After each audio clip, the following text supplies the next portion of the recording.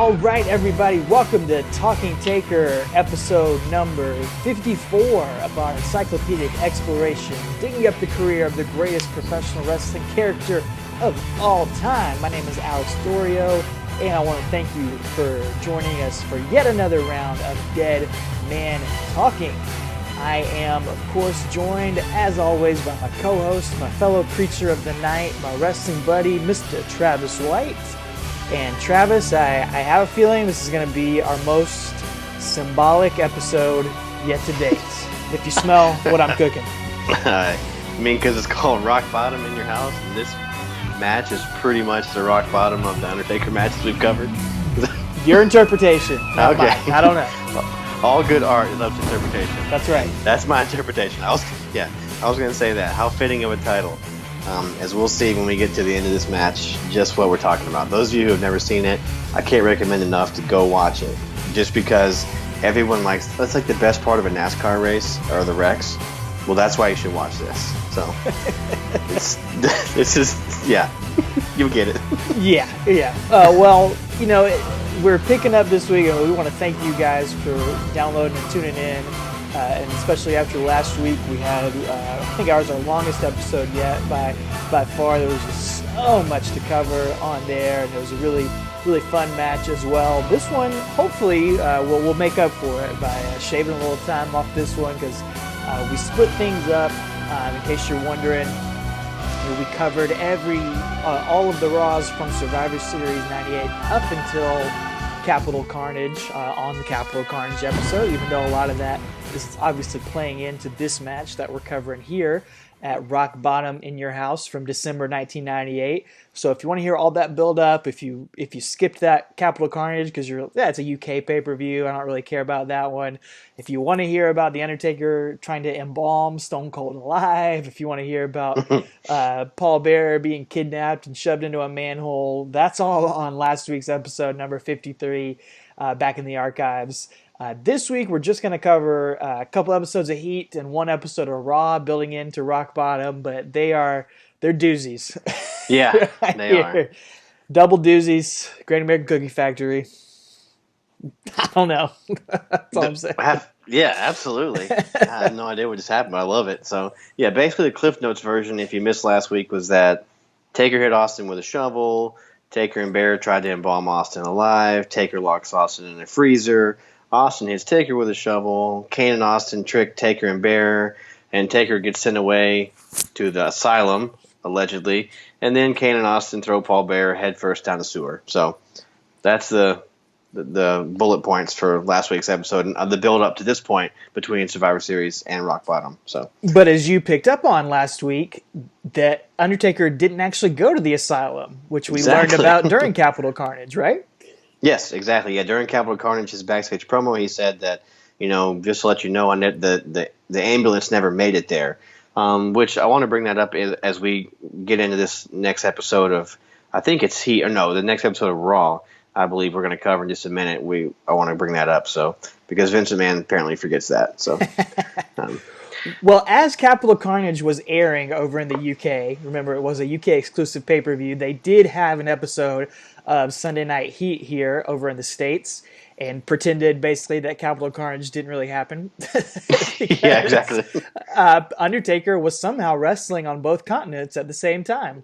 It's not a ton happening here, but we do want to mention it because it's a neat little match because Undertaker and Mankind faced off on Sunday Night Heat. And, we've covered their rivalry from the very beginning, Mankind debuting in the company. And now, 2 years later, it's just really interesting to see where these two guys have come. And this match on Heat, it's nothing special. It's really only a couple minutes long.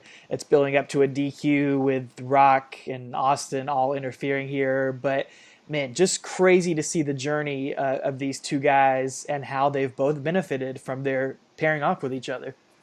Oh yeah, they even show a cool little video package during Heat, right before the main event, kind of recapping all their interactions, and it's just amazing because back then Taker used to have the purple gloves and Mankind had the brown suit, the brown unitard. Basically, he looked like he looked awful, and now Taker has an eyebrow ring. and he's emo, and Mankind has Sacco on his hand. So it's just amazing. And now Undertaker has Paul Bearer back with him, like he did at the beginning of their feud in '96. So it's really kind of seen it come full circle. And we'll see it again later on. But I mean, it's just really neat to see that. But yeah, the only other thread through this story, this Night of Heat, again, because we're building up to Rock and Austin, or excuse me, Undertaker and Austin, is that Undertaker's here for the match, and Austin is not scheduled to be there apparently, but he shows up. He's gonna watch as a fan. He grabs a beer backstage, and he sits out ringside during the beginnings of this match. So that's kind of how it is going on here. So yeah, just a little bit of build up towards this buried alive match at Rock Bottom, but the major angle, one I know we've both been, I don't know about excited to cover, maybe dreading to cover, but one many of you have probably been waiting for. We're going to cover it right here. It's Raw from December 7th, 1998, episode 289. This is the big one to talk about. Lots to talk about here. As one thing to talk about is that Michael Cole is going to be on commentary for the entire episode of Raw for the first time ever here. As we mentioned on Capital Carnage, of course, Jim Ross went down with his, I believe, his second bout of Bell's palsy that he suffered during that pay-per-view. So now we are going to have, we're going to be subject to Michael Cole leading commentary for the next 3 months or so. And I mean, I respect Michael Cole a lot. I think he's grown into a great announcer and a great lead guy for the WWE, especially when you watch him on stuff like the Mae Young Classic or the UK pay-per-views. Yeah, when he's on UK shows, unfiltered. Yeah, exactly. But dude, 1998, 1999, he's just in full corporate shill mode, and he just doesn't know how to tell a story. He's just repeating all of these lines that are being fed to him all night long. It's such a departure from hearing Jim Ross, really. Oh yeah. Oh man. Oh, for sure. And yeah, it's definitely different than Jim Ross, man. It's just nobody holds a candle to JR. But yeah, like I said, this is Michael Cole in his infancy here, so yeah, he's pretty bad, as anyone doing this job being green would be. They're all pretty bad. No doubt. It seems. But I mean, I don't know that I would do any better. But yeah, it's like taking out your favorite album and all of a sudden you put in something that like a Kids Bop version of it. Yeah, exactly. That's perfect. Perfect. You put in Kids Bop version of your favorite album, and all of a sudden it's like, yeah, it's not really good. So it's exactly. Here comes Kids Bop Cole. He's on voiceover here, and he tells us this is Raw 289. It's December 7th, 98, and he tells us that the main event tonight is going to be Austin and Mankind versus The Rock and Undertaker. So, I mean, those are the 4 top names of this era. Like.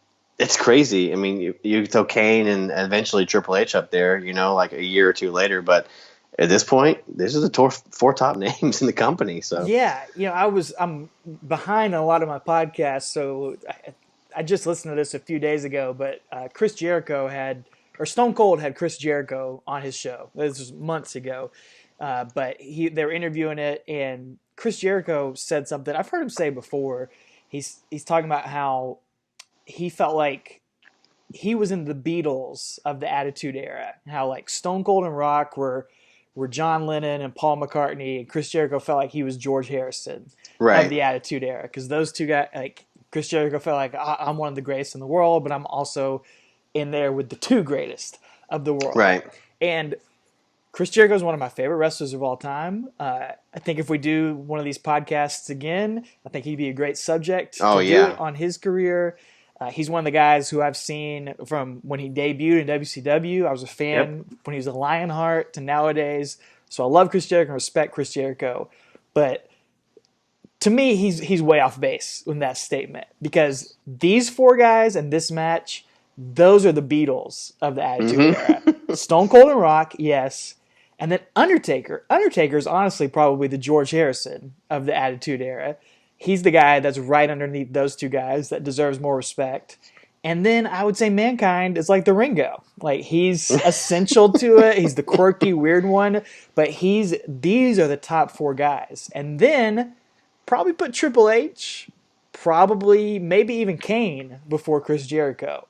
Because Chris Jericho's like real star run to me started like Ruthless Aggression era. I know he won the title like 2001, but he's not really in that main event conversation to me, in my opinion. But that's my rant regarding that, and this match just reminded me of it because I think those four guys are the four guys of the actual Attitude Era.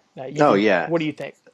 No, I agree. I mean, like again, that's no disrespect to Chris Jericho. Again, he's coming in a year, after this, after what we're covering right here. So I mean, maybe from his perspective at the time, whatever. But yeah, these four are the top four. I mean, this is the Fab Four. Now that Brett's gone and Bulldog's gone and Sean's gone, as we covered the Fab Four on our, as on our podcast a while ago. But these are the main guys you could put in to any main event, and it's going to sell out. You could run 4 different sets of house shows and have these 4 guys main eventing on the top with whomever. Really, you're done. Like you're sold out, so it doesn't matter. So but yeah, I agree. This is a huge main event, which we probably didn't understand at the time, but in hindsight, it's crazy to see. So kind of getting into it here, backstage, Steve Austin's very upset with Tony Garea. Is his name right? Garea or Garea? I can't remember his name. He's Garea. So insignificant. I don't even care. But he's been on this podcast a couple of times. But yeah, Tony Garea, whatever. But Austin's angry about this. Everything is happening. So I love that. And then, dude, we get this commercial with like some beatnik poets. They're like rhyming this awful rhyme, and it's an advertisement for men's WWF cologne. Men's and women's. With men's, excuse me, men's and women's, but it's called like Attitude or something. But like, you couldn't have had any less attitude than this commercial. Like they should have done the halftime Super Bowl commercial here for Attitude. Like, are you kidding me? These two beatnik poets, like George and Adam, in a dark room with a stand-up bass, like talking like this on like Edge and Christian's podcast. They just talk like this, and they're like, WWF Attitude. You want nice cologne? I'm like, dude, that's the stupidest commercial I've ever seen. Like for Attitude, I hate it. That's my rant. You had yours as mine.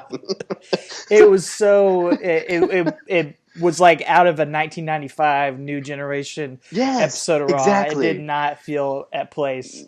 Exactly. Especially with this stuff that we're going to get to on this episode. And you got, PMS on the show and Mark Henry and Sammy and they're going to this. It's so silly. Exactly. Just in context, it's awful. It doesn't make any sense. So, but anyway. Well, then we get an interesting scene backstage as we see Vince, Shane, and The Rock having sort of a conference with Paul Bearer there, and Vince has been trying to reiterate that he's doesn't have any partnership with Undertaker and Paul Bearer, but they're meeting backstage, and Vince is trying to use all of the awful things that Stone Cold has done to Undertaker recently as motivation for the Undertaker teaming up with The Rock tonight in this tag team match.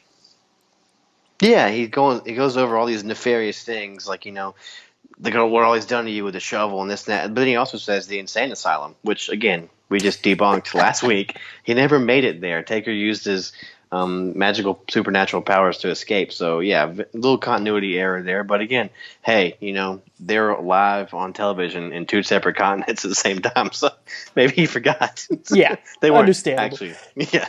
If I was in 2 places at once, I'd probably forget what I said too. So, but Paul Bearer assures them they won't have to worry about Undertaker. He'll play fair basically. But then Rock gets a little jab in there. He's like, I'll whoop that candy, whatever. I don't think he says that, but he's basically, I'll whoop him if he gets out of line. So a little foreshadowing to where we're going to head with them. So I really liked that Rock still didn't care. He wasn't his best friend, like we've been saying. It's all about the characters. What are the characters going to do? He's not all of a sudden best friends with Undertaker. So makes sense. Yeah, because they've had their fair share of history with each other as well. Yeah, exactly.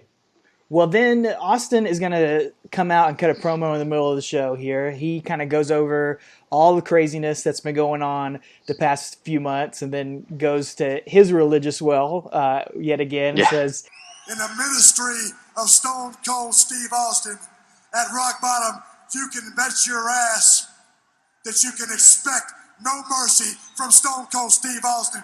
And that's all I got to say about that. So I guess that's Austin 518 or something like that. I'm not sure what Austin verse that Austin is. 323. Yeah. Yeah. So who knows? So yeah. And that's going to bring out, or it's going to bring the lights down and have the Undertaker's music come up. And we're going to get the debut of the Undertaker's mysterious symbol magically appearing above the stage. Yep. That's it. It's his symbol. It's not a cross though. Oh, it's not a cross. Apparently No. not a cross. It's a T with a little X across it, and we just want to stress that it is not a Judeo-Christian cross here. It's not a cross. So it's No, a Undertaker symbol. I remember it as the Extreme T symbol. We would create our wrestlers on SmackDown, video games, SmackDown 1 and 2, I believe. You made your guy Extreme No T. Mercy was I made him on No Mercy as well. Oh, do you have that symbol on there too? Oh yeah. Yeah, Oh, because yeah. it's the X over the T on there. Yep. And so that was your guys. That was his logo. So that's That what was I me, associated man. with. Oh, I absolutely do. I feel like he stole it from me. No, I'm just kidding. But yeah, I always use that as Extreme T's stuff. What a horrible name, Extreme T. Oh no way, dude. I'll probably get over in NXT nowadays. Those guys just pull their names out of a blender. I have no idea. It could be in MLW or something. Yeah, probably. All you can do is have three initials to be there. Yeah. MJF, PCO, MVP, all this. Yeah, everybody just has three initials. You're but good. yeah, anyway, but yeah, it was his symbol. I took a liking to it on my creator wrestlers. So It yeah, is cool looking. I mean, it is cool. I can't deny that. Oh no, I love it. It's great. And then you get this voiceover, which I hope you guys get used to that because we got lots of voiceovers coming. This was weird. Undertaker's not there. Yeah, he's not on the stage for this one. But we hear his voice coming out through the sound system, cutting a promo on Austin. And it's dark and deep and mysterious. Yeah, he's just kind of recapping what it says here. He's basically saying that, they've traveled down the highway to hell and Austin is helpless against the ministry. And he says he's going to take Austin's rotting soul anytime he wishes. And then tonight's going to end in purgatory, where you're going to remain until rock bottom, where you will then be sacrificed to the ministry of darkness, get buried alive, and then burn in hell. That's a nice little present he's got for him. But after this voiceover goes off, lightning strikes the symbol, and it goes up in flames as Steve Austin just stares on. And I just got to say, man, that was a cool visual. It was. Yeah, it was a cool special effect, and I wish it all just ended right there. Exactly. that could have been it, man, right there. I do love that Undertaker is keeping the Highway to Hell theme going. Yeah, me too. He's kept that going ever since SummerSlam. I think that's really neat. Yeah. Neat little touch. Yeah, me too, man. It's great. Yeah, he's been using it every week pretty much, so I love that he keeps saying that. So, but yeah, it was definitely a whatever, I don't know, promo. It's just weird, getting weird and dark and creepy and murder again. He's going to murder him, and after he takes him to purgatory. But yeah, that visual of that that symbol on fire with Austin selling. He's not afraid. He's just confused, but not like an idiot confused, but just I wonder what's going to go on. Just he sold it perfectly, man. He couldn't have done any better. Yeah, couldn't have done any better. And I think the purple lights are on at that point too, so it's just a really cool visual with all the lights down this flaming XT thing up on Titantron. So. Not NXT, just XT. No, just XT. But we could have pumped the brakes there, but we do not come to a halt. We have more to come. Yeah, there's some fun stuff backstage during the show as well with Mankind and Austin. Mankind's trying to win over Stone Cold and leaves a mysterious black garbage bag in his dressing room, and Austin goes in there and finds one beer in the garbage bag and takes a drink out of it. It's more great comedy stuff from Mankind, but that brings us to that main event tag team match, and it's not really much of a match. Like we said, it's really cool that these four guys are all in this tag team match together. Maybe the only time that's happened with those four guys. Right. I'm not sure, but it's cool to see. But it's really just all four guys kind of brawling all over the place for a few minutes, and it leads to the Corporation coming out, or Team Corporate as they're still called at this point.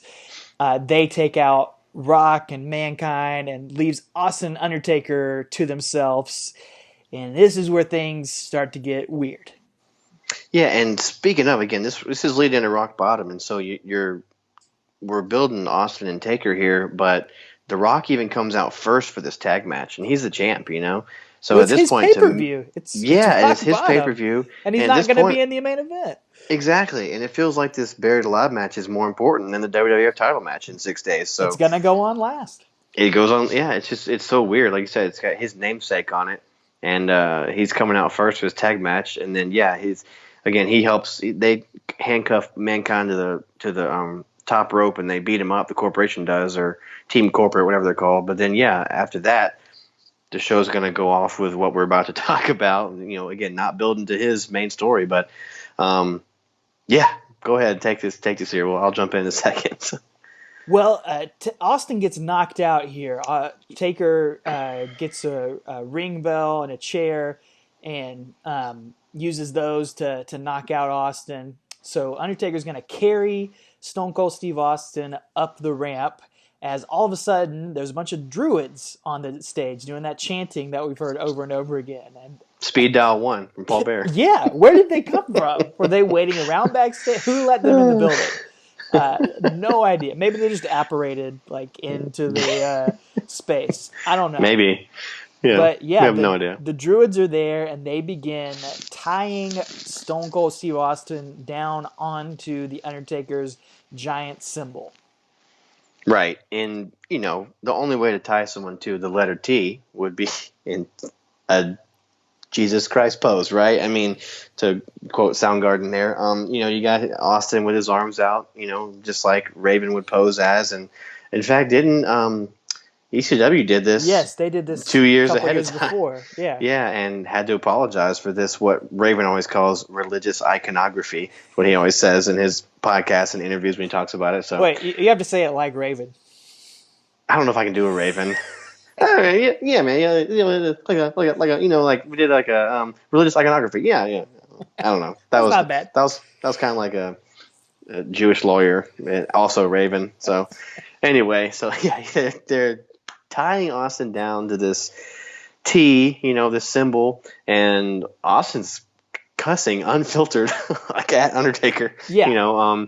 And they begin to raise him up in front of the Titantron. It starts to raise up from the ground, and he's standing, like a Tommy Dreamer pose or Raven, or basically he's Jesus, crucified on this symbol here. Honestly, made me very uncomfortable as a 12-year-old, watching this, and I remember this is kind of where.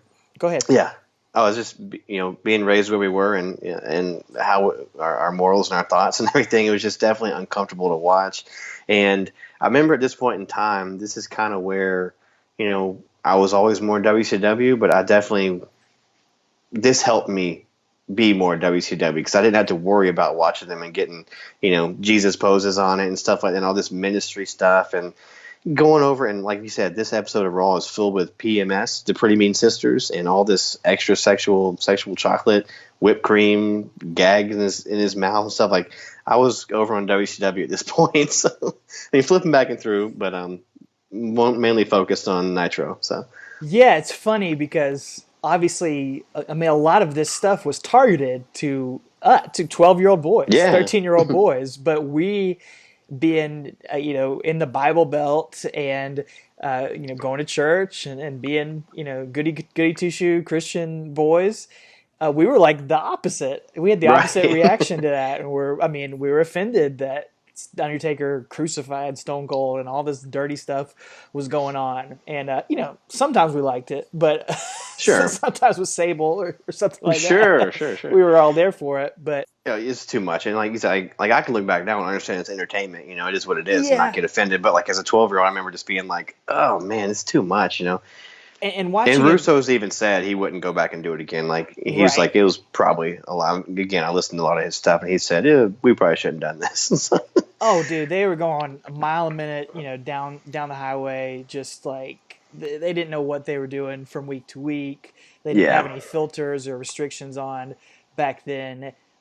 They're trying different things every week. I get it for sure. And nowadays I'm less offended by it morally and more just confused by the execution of it. Like you said, Stone Cold Stone Cold doesn't really know what to do, how to sell this. Like, he's Yeah. just cussing and, like, angry faces. It almost would have been better if he just remained knocked out. It was just, Right. like, posing, or I get, like, almost more like Jesus, I guess. Just, Yeah. like, passed out, weak up there. That would have made more sense to me.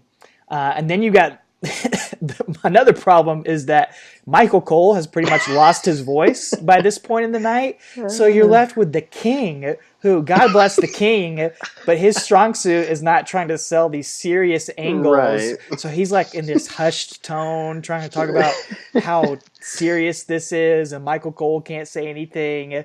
And the crowd is just dead. Dude, it takes forever to happen. The crowd does not know how to respond to it. It's just a kind of foreshadowing the match itself. The idea, yeah, it's a bit much, but the execution is also really, really poorly done as well here. Yeah, you could tell they just came up with this in the writer's room or whatever, and then weren't really sure how to execute it. But they, most of the stuff they've tried has worked out. Just kind of, shotgun pulling things off, and everything's worked out. As far as Austin hitting his cue for how to explode, how to put cement in Vince's Corvette, and Right. Zamboni, and all this stuff. Like, they just figured, what the heck, this will be fine, as well as the pay-per-view. But as we'll see, it's kind of weird. But we get this again. So Austin is raised up here in front of the Titantron, and Taker's kind of posing with his eyes rolled in the back of his head, which I don't know if we mentioned that he's started really doing. That's kind of one of his signatures now. I mean, he's kind of done it a little bit before, but now it's his go-to all the time. So that's just a new little, piece of his arsenal here. But then you can see Austin drop an F-bomb, like you see his word, like what he says, and then but then I don't know if it's just a network version or not, but we get this weird cut, and I think it's edited on the network version, but we get the same camera shot that ends the show that we saw like 20 seconds before, and you can tell it's the same one. And then when they show the recap video on actual Rock Bottom, you get this like extra footage of stuff that actually happened on Raw that we didn't see on Raw here, because I think I got a feeling they re-edited some stuff, because even at this point too, you've got this camera shot and they're looking at each other, and you got this voiceover again come over the PA system, and it's Taker, and he says, Austin, I've taken you, mind, body, and soul. The only thing left is to bury you alive. but it's weird because he doesn't have a microphone. He's not saying Right. it. It's just coming over the PA. And if you listen closely, there are 3 different types of music overlaid over. There's the chanting, there's his music, and there's one other music. I couldn't make out what it was, but so I feel like they re-edited something on the network version and cut some stuff out, maybe because it was just a little uneasy. But that's just my guess. I don't know. It was weird though. It was just weird, and that's the best way to put it here. I don't know if Undertaker, did he give Kevin Dunn a tape of this promo he recorded and be like, hey, play this later on tonight? Or does he have mind control that he can, somehow communicate his voice over the PA system through his head without speaking? Right. Yeah, I have no idea what he's going for here. Is he is he a ventriloquist like Sherry Lewis? Maybe. Secret skill of the Undertaker. And after all this, I just got one question, and that is, where in the heck is Kane? Yeah. Where the heck? Kane has rescued Austin from getting embalmed. He helped throw Paul Bearer down the sewer. Where the heck is he? We know he didn't get taken by the orderlies that were storming the Beast Castle. That's been gone. Where the heck is Kane? I wondered that myself, and I guess, But we'll see. We will see, yes. Sort of kind of throwing you off the scent before we get to the pay-per-view. I guess is so, the idea yeah. there. But, it's one of the most iconic moments of the Attitude Era, one of the most memorable ones, if nothing else. Maybe not exactly for the right reasons, but interested listeners, obviously Travis and I had a perspective, especially considering our background. I'd love to hear from everyone else out there what your perspective was on the symbolizing of Stone Cold Steve Austin when you were watching it back in the day, or anything like that. We'd love to hear your feedback on that. Because Kurt Angle's working for them. He's in developmental at this point, and he did not signed with ECW because he was at the show where Raven and Sandman did the religious iconography pose. Right. And so I just think it's interesting, which again, they keep, like you said, Austin's being symbolized on the symbol here. They don't ever say Oh yeah, they crucified never say or that. something. Yeah. So they wouldn't cross that, but it's just funny how, I guess money talks with Kurt Angle. I'm just kidding. Exactly.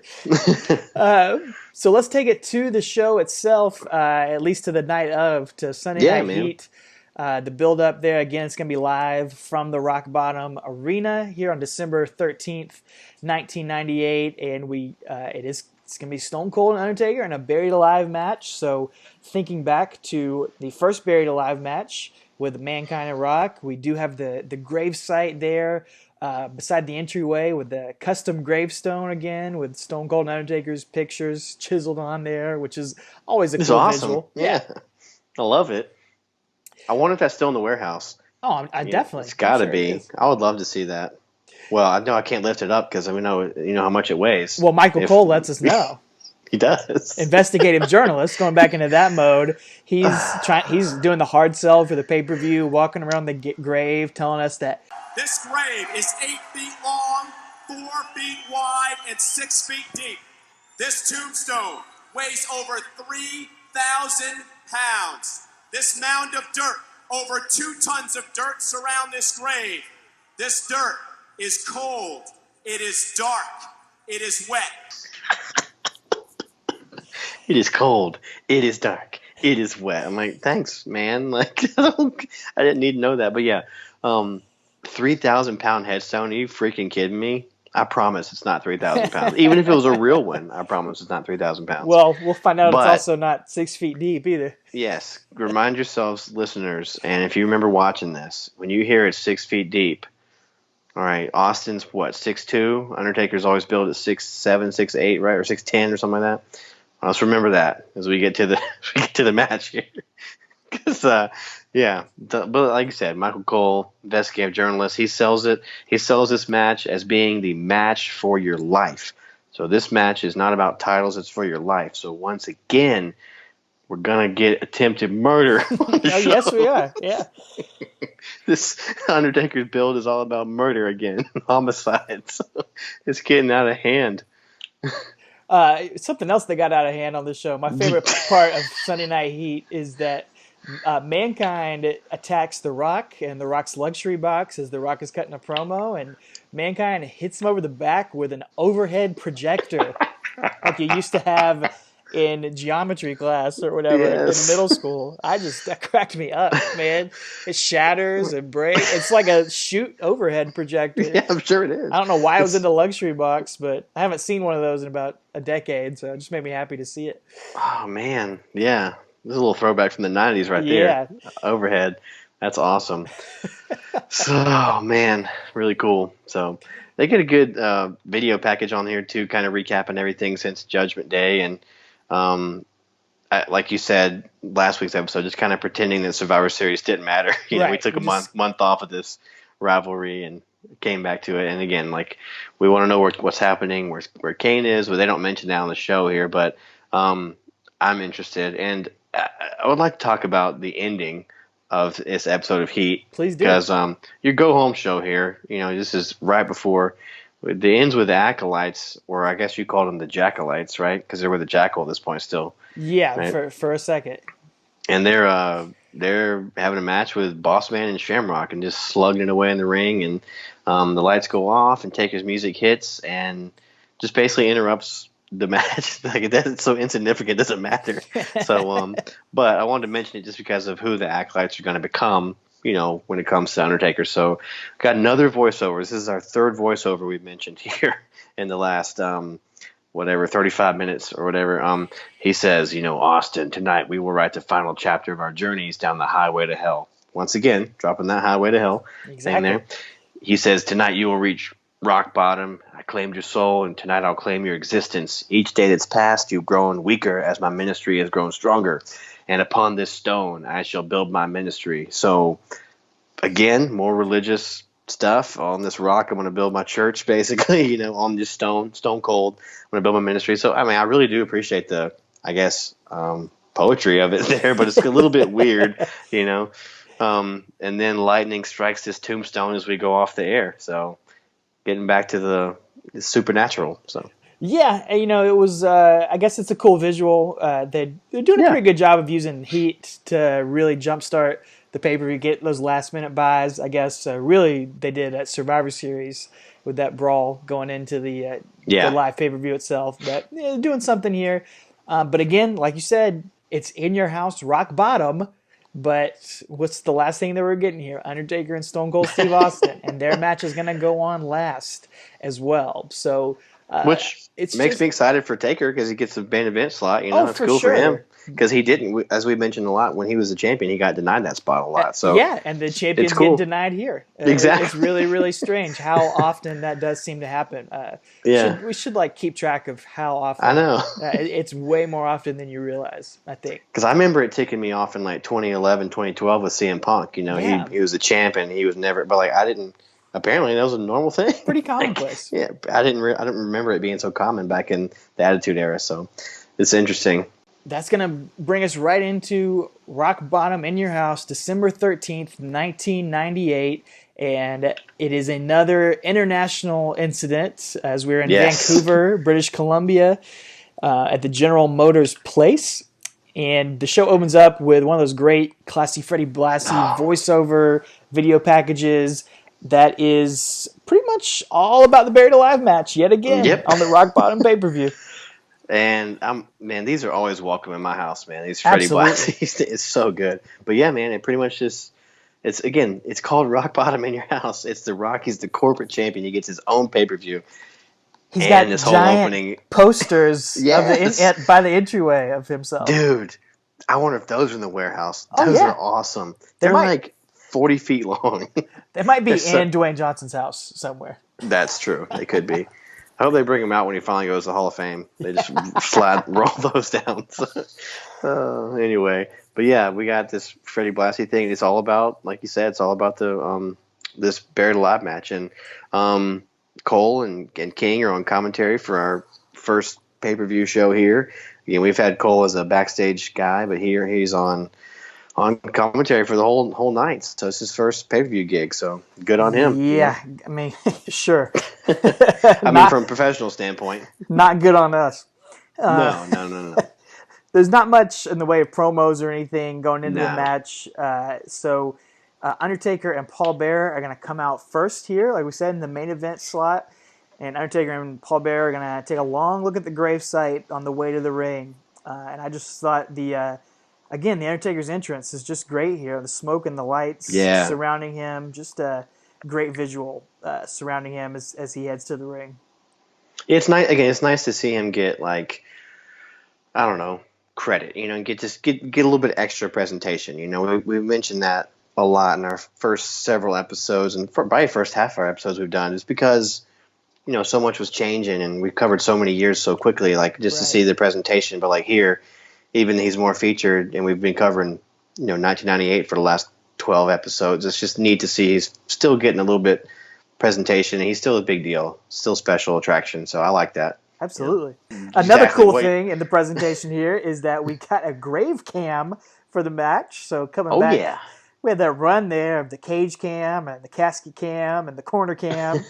Now we're getting back into it with the grave cam. Yeah, absolutely. I love it. It's again, Taker's responsible for these extra cuts and stuff. We'll say that he invented everything. So I think we said it on last week's episode. He's responsible for everything cool in World Wrestling Federation, except for this match. But anyway, but again, Cole tells us again, this match is not for careers, but it's for lives. So again, we're gonna get more murder here, attempted murder.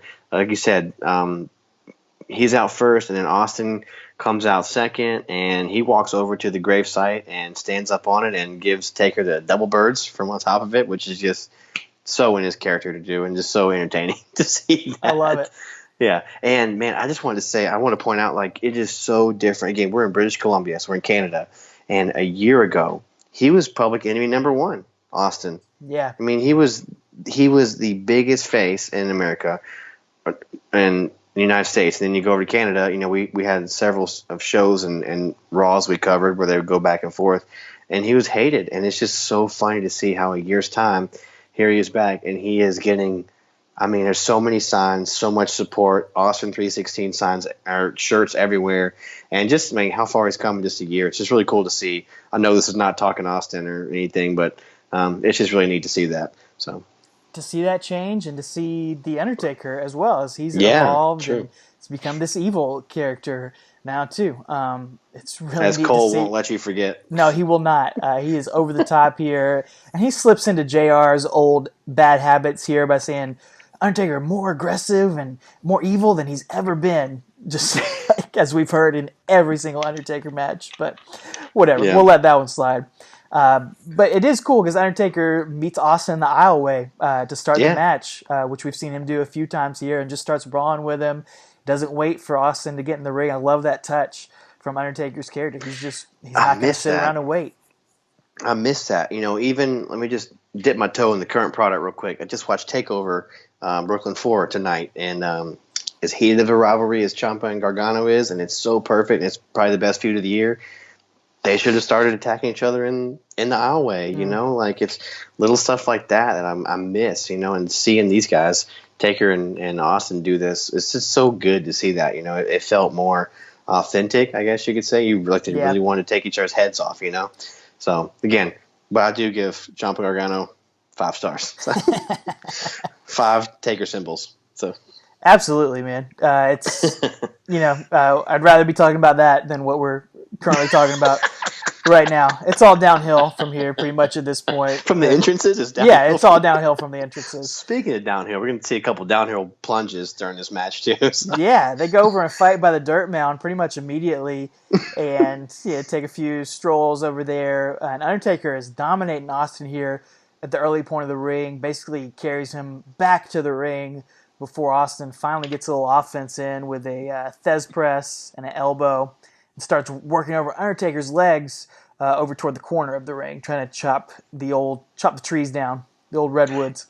He does, but he crotches him on the ring post, but then it takes a while to do that. Like, for some reason, they have some kind of miscommunication or something. He takes him a while to, like, drag him, and he wraps Undertaker's leg around the post and then does something that, I mean, I don't think I've ever seen before in my life. Austin goes up onto the guardrail.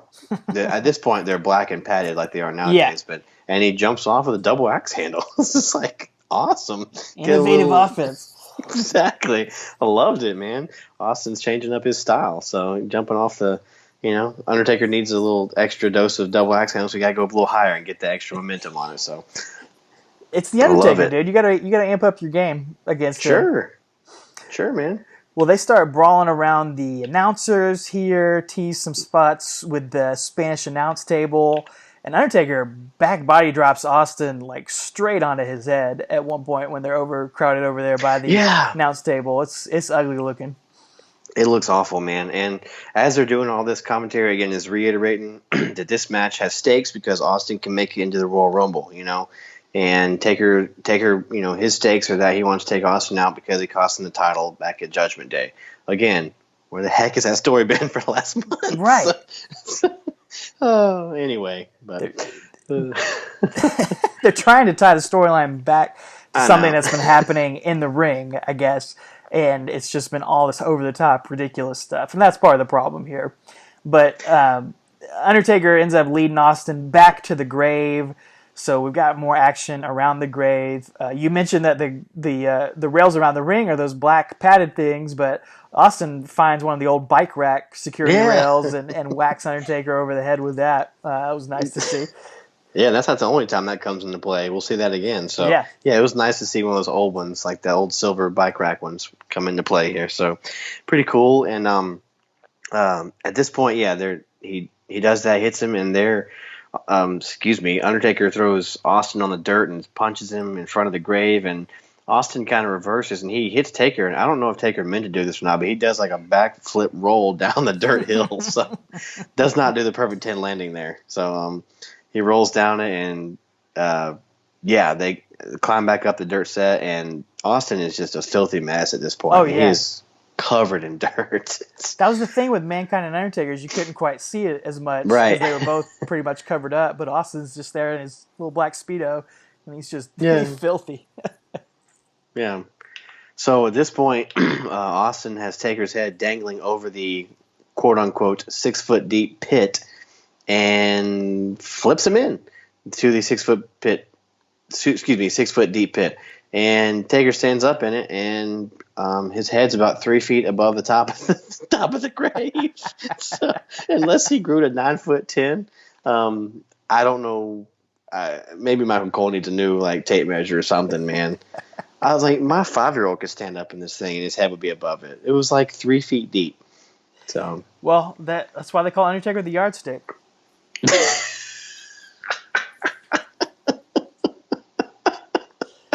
Oh, we got our answer there. We've been wondering this whole time. But yeah, so Michael Cole's dimensions are a little off, but I don't know, man. You can't say something's 6 feet deep and then it's obviously not.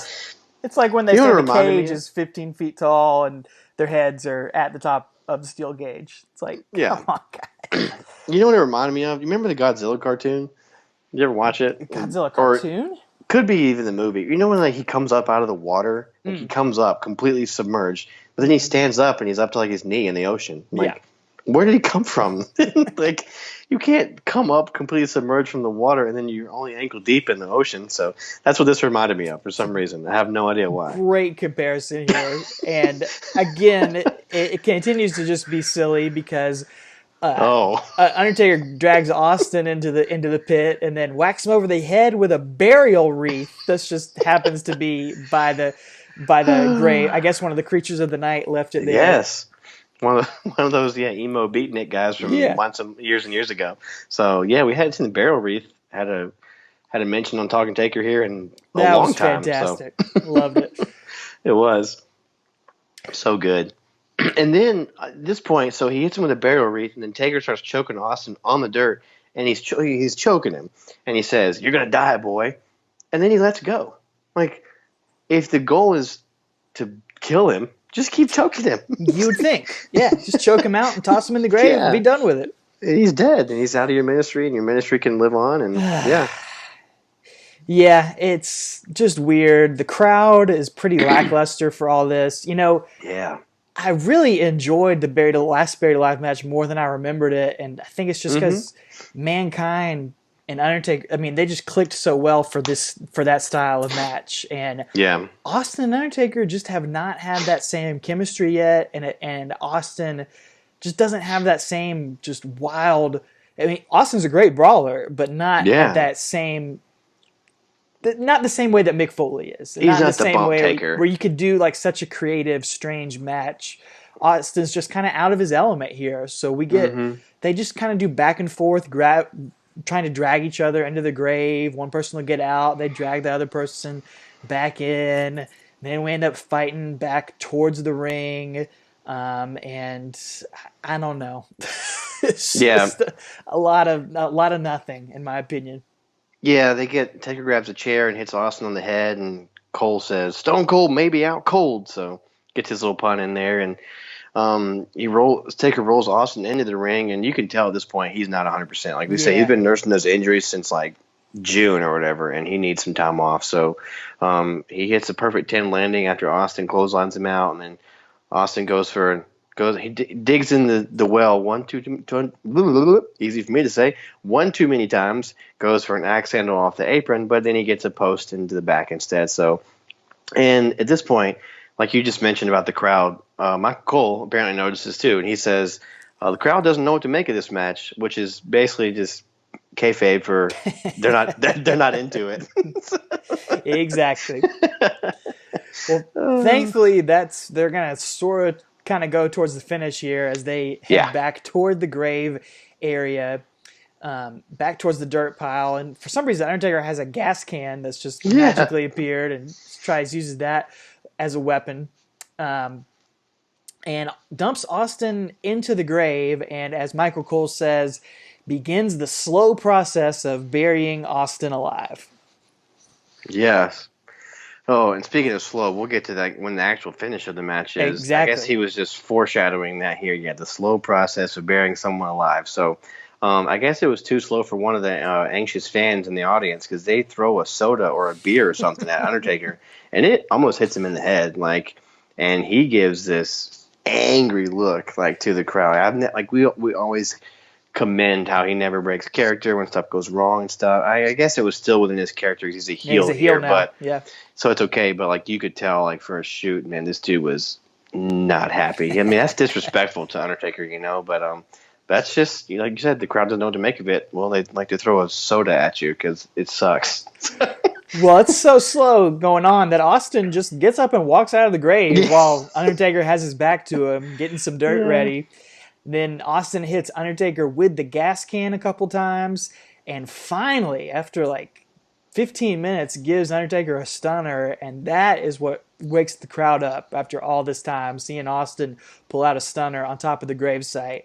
So that allows Austin to toss Undertaker into the grave, and now finally we're gonna see some action, right?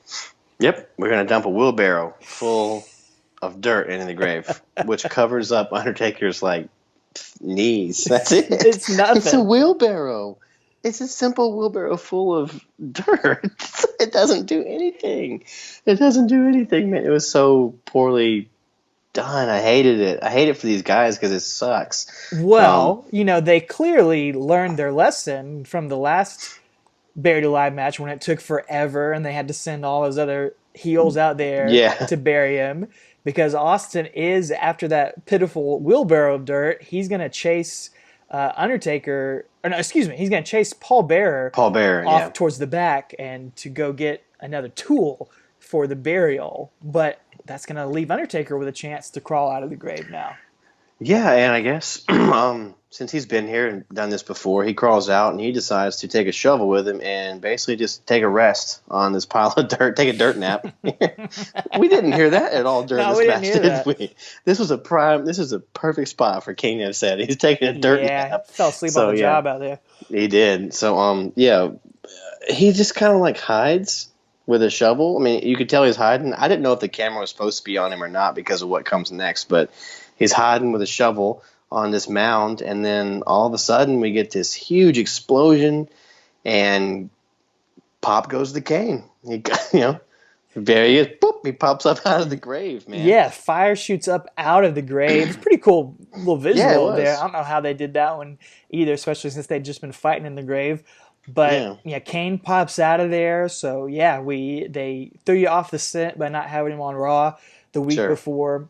But of course, Undertaker and Kane go after each other. They brawl around the grave as the announcers are wondering, well, where did Austin go? Undertaker. Go ahead.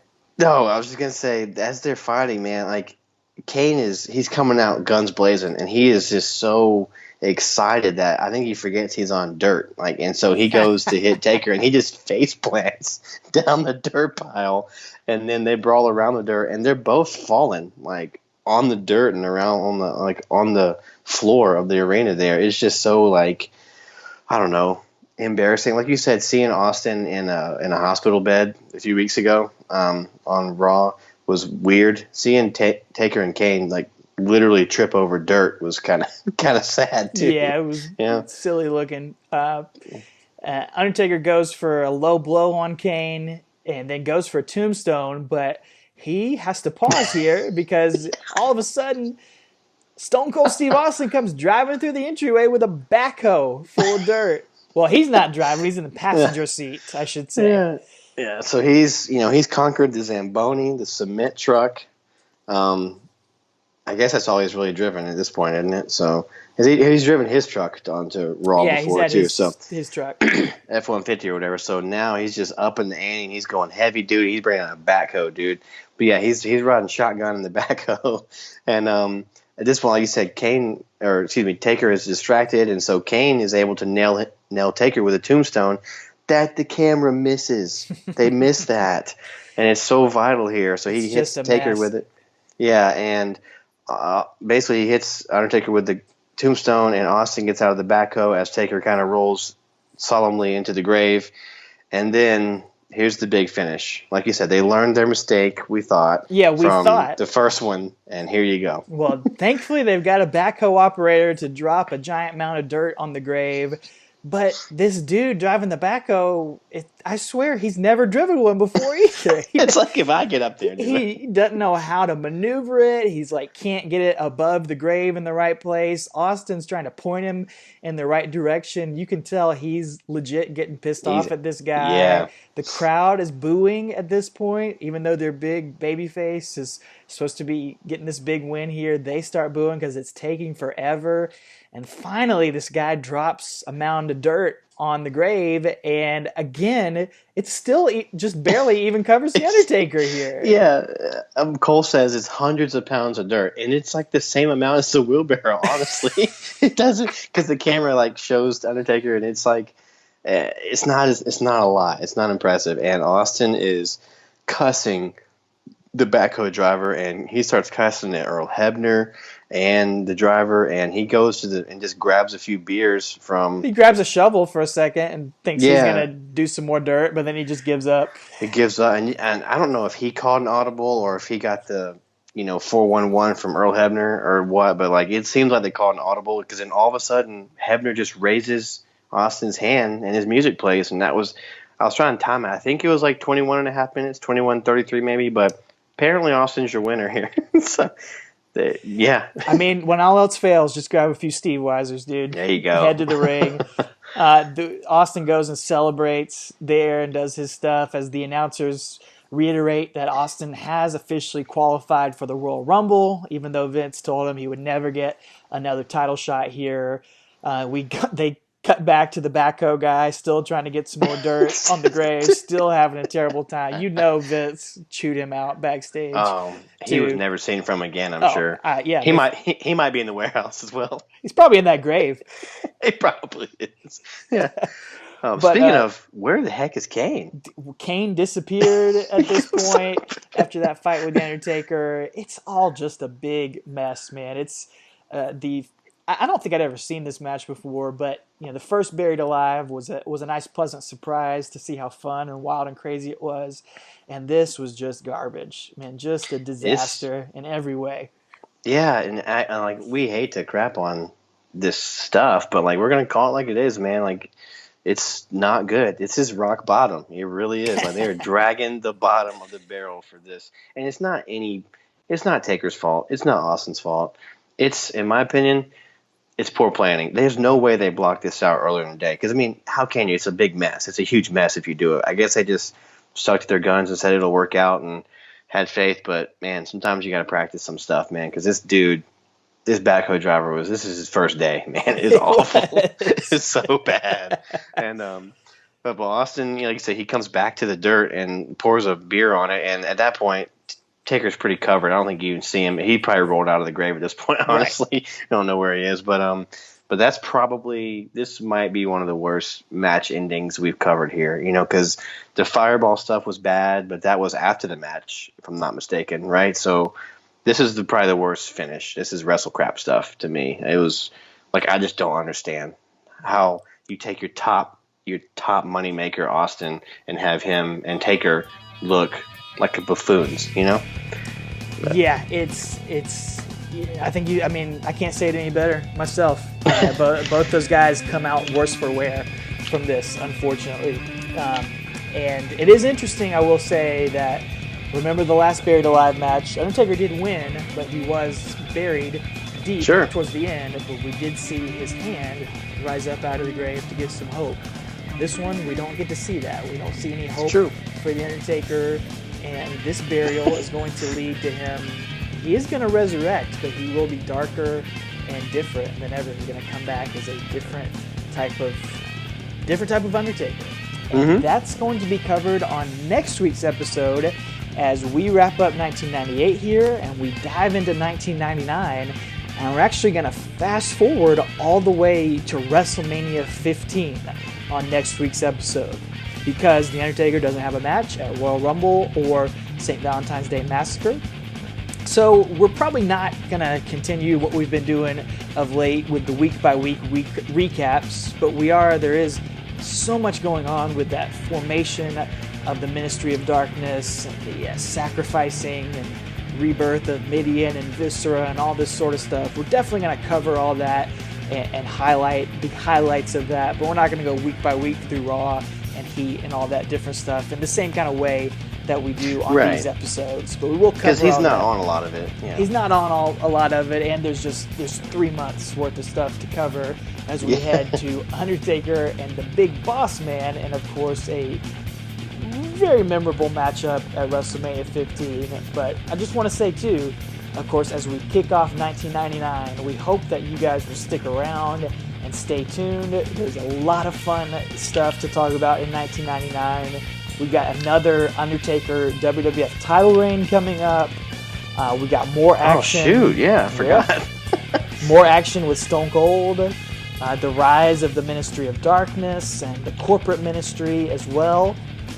We're going to cover Over the Edge 1999, which will be a very interesting and emotional show to cover, I'm sure. The Undertaker's tag team title run with the Big Show. I can't wait to get to that. Oh, I love that. And of course, kicking things off, like I said, with a Hell in a Cell at WrestleMania against the Big friggin' Boss Man. Yep. So we have covered the best Hell in a Cell, in our opinion, in 1997, Bad Blood. The second best Hell in a Cell, probably most memorable one, which is the King of the Ring. And now we're going to cover the most infamous one, probably. Popular for all the wrong reasons. So looking forward to it. I'm looking forward to talking about Boss Man because, honestly, he's got quite a storied career too. He's not at the level of Taker, but he used to feud with Hulk Hogan, on the top of the cards, during his time in the company a long time ago. So don't sleep on that episode. It'll be a good one. There's so much to talk about too. Oh, just like this it's going one. to be fun. Yeah, it's going to be fun. So we want to hear your thoughts, of course, on this match. Was it as bad as we were making it out to be? Did you enjoy it more? Was it a pleasant surprise for you? I don't know. Let us know. And, of course, let us know your thoughts on the infamous symbolization of Stone Cold Steve Austin, your feelings on that, what you thought about it. Of course, you can do that on Twitter, Facebook, or Instagram at Talking Taker. And you can subscribe to our podcast on all the different various podcasting services. Leave us a rating and a comment and let us know. A couple quick shout outs to some of our listeners at Aaron Curtis 426. He's been plugging us a lot to different people and letting us know how much he's been enjoying the show. We appreciate that. Aaron at Mongo_ebooks. I don't know if any relation to Mongo and Michael, but I hope so. Giving us a lot of compliments as well. And to the Downturn podcast at Downturn always liking our posts and giving us comments on there. So shout out to our creatures of the night out there. And shout out as well to at Ollie McClellan, who told us he was at Rock Bottom in your house on Twitter. Said he was at Rock Bottom, but the only thing he remembers is the guy who tried to fight 20 security guards after trying to sit in a section that was closed. And particularly funny was that he was at the bottom of the section and security was all charging down the aisle from the top. So a classic moment right there for Ollie. Sounds hilarious and sounds way more entertaining than the match we actually got to see. Yeah, and what was the other podcast that said they were going to do a debate or something and they were using our stuff to kind of freshen up on it. The Wrestle Special at Wrestle Special. I don't know if that's come out yet, but we'll definitely plug that when it comes out. Yeah. So thanks for you guys, and we're glad that we could help, give you some perspective on some things when you're going to debate the Undertaker, because we're pro Undertaker. Even though listening to this episode sounds like we're not, it's not his problem. It's not his fault. It's the match's fault. So. I hope we're pro Undertaker. We've done 54 episodes so far. Yeah, absolutely. But ladies and gentlemen, if you were there, if you were at the General Motors place in Vancouver, British Columbia, let us know, if you were there a year before when you hated Austin. Now you're there a year later and you love him. Let us know how it felt. Let us know how lame it was to sit there. Did you, if you're the guy that threw the soda, did you fire a little early? You should have thrown it at the backhoe driver, maybe. So you're like, dang it, I should have thrown it at him. So let us know all that stuff. And anyway, last but not least, we got 2 words for you. Take her easy. Attitude. Attitude. You take a poundful of pain, add a touch of disdain, then throw in some Taker and Kane. Do you smell what The Rock is wearing? Asked a man with no sense of smell. WWF cologne for men and eau de toilette for women. It's 100% pure attitude in a bottle. To order, call 815-734-1161. Visit the WWF website or send $19.99 plus shipping and handling to the address on your screen. Smell what you're wearing, Daddy-O.